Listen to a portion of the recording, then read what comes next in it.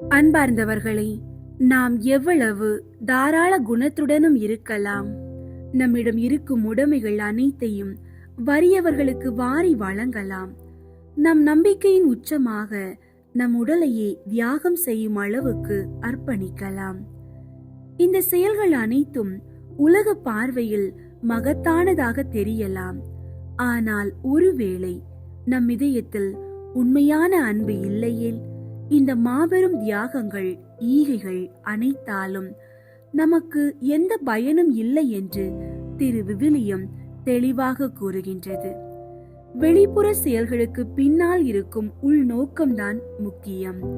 அன்பு என்பது வெறும் வார்த்தை அல்ல, அது செயல்களின் ஊற்று மூலம்.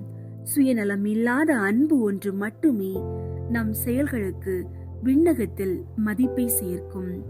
1 கொரிந்தியர் 13ஆம் அதிகாரம் 3ஆம் இறை வார்த்தை கூறுகின்றது, என் உடைமையை எல்லாம் நான் வாரி வழங்கினாலும், என் உடலையே சுட்டெரிப்பதற்கென ஒப்புவித்தாலும், என்னிடம் அன்பு இல்லையேல் எனக்கு பயன் ஒன்றுமில்லை.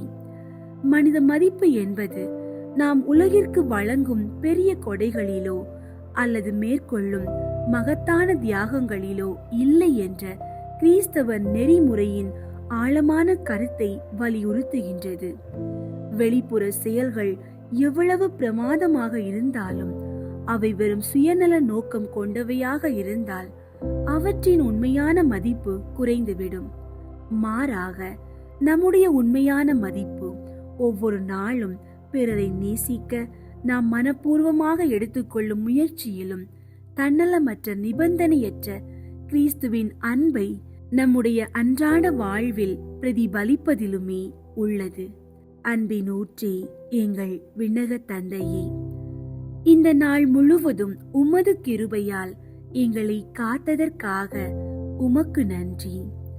உம்முடைய வார்த்தையின் வெளிச்சத்தில் சுயநலமற்ற அன்பில்லாத எங்கள் செயல்களுக்காகவும், மற்றவர்களை நேசிக்க தவறிய தருணங்களுக்காகவும் உள்ளத்தின் ஆழத்திலிருந்து மன்னிப்பு வேண்டுகின்றோம்.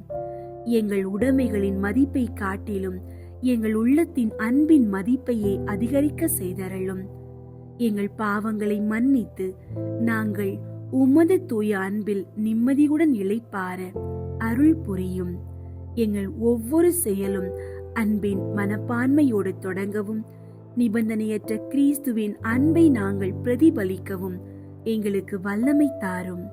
இயேசுவின் நாமத்தில் ஜெபிக்கின்றோம். ஆமீன்.